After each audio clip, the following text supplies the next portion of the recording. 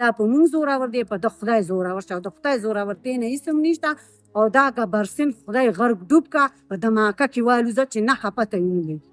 چې دماکه کې والوځي چې څنګه دا کوم یو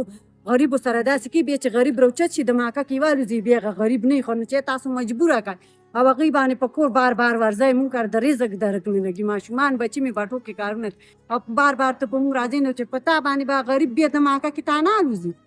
غریب به هم بس صبر تمام شي ابه بیا تا نه الوځي نه به دې ختمي هغه په کور راله دا زموږ د کور بې عزتي مو کړه دوارې مو ویستو پیسېګانې مې رانه په قرضونه مې راټولې کړې وې غریبی کور مې دی او وړوکی ور مې دی غیر علامات خو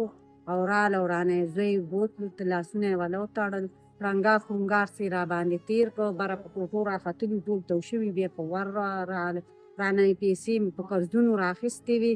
او هغه ځي کې مې نورې زوی پسې په قرضونو ورکړې وې هغه بلې تاڼه کې دی او دا را باندې په دې د دې تاڼې خلک راغلي دا کور کې د شپې را باندې یوه بجه رالو بله هلک یې رانوچت کړو هغه هلک لا نه دی راغلی چې کوم هلک په پیسې سر کې اخیستي هغې نه مخکې اختر نه مخکې رانه یو نیم لاک بچي مې نه او رالري تاسو غلاګانې کوئ هغه پیسې رانه بیخي بې بدې رانه یو نیم لاک روپۍ واخېستې بیا دوه نیم لاکه شوې هلکان مې غیب دي بیا په کور راله سکوټر یې رانه بوتلو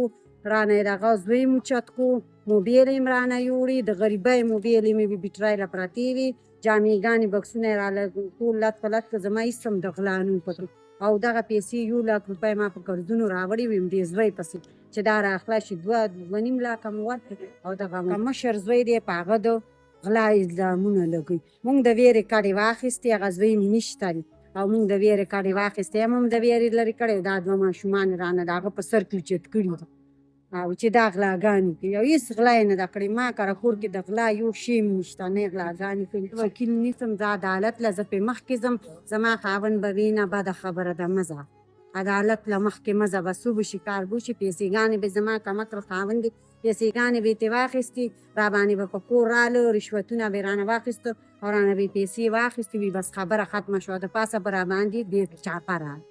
په اکرپوره کې دی هغه راله پته اوس پته نشته دی چې اوس څه شو څه نه شو پیسې چې رانه اخیستې دوه نیم لاکه په هغه اکرپورې تاڼه کې پروت دی شناختي کارت یې نشته ماشوم زوی مې دی د بټۍ کار کوي